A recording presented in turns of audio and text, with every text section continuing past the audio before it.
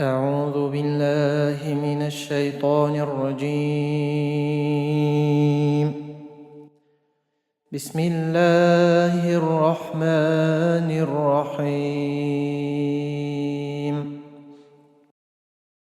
لا أقسم بيوم القيامة ولا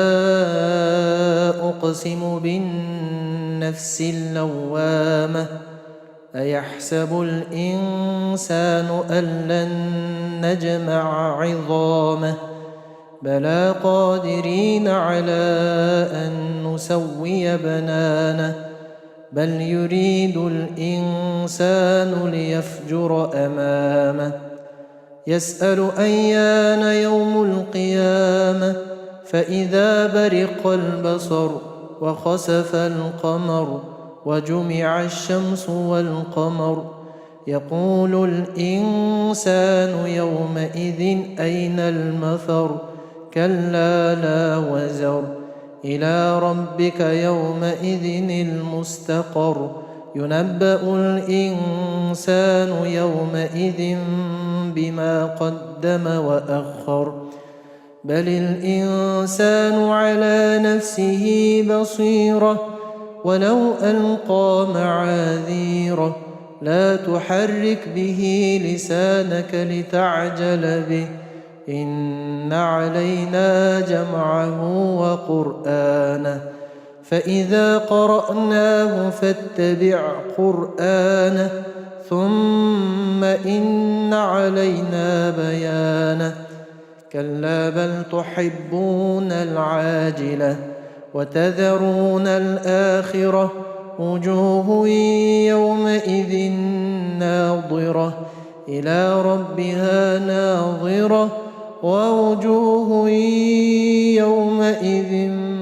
باسرة تظن أن يفعل بها فاقرة كلا إذا بلغت التراقي وقيل من راق وظن أنه الفراق والتفت الساق بالساق إلى ربك يومئذ المساق فلا صدق ولا صلى ولكن كذب وتولى ثم ذهب إلى أهله يتمطى أولى لك فأولى ثم أولى لك فأولى أيحسب الإنسان أن يترك سدى ألم يك نطفة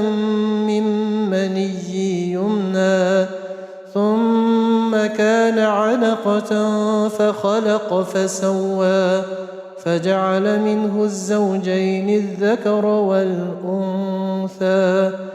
أليس ذلك بقادر على أن يحيي الموتى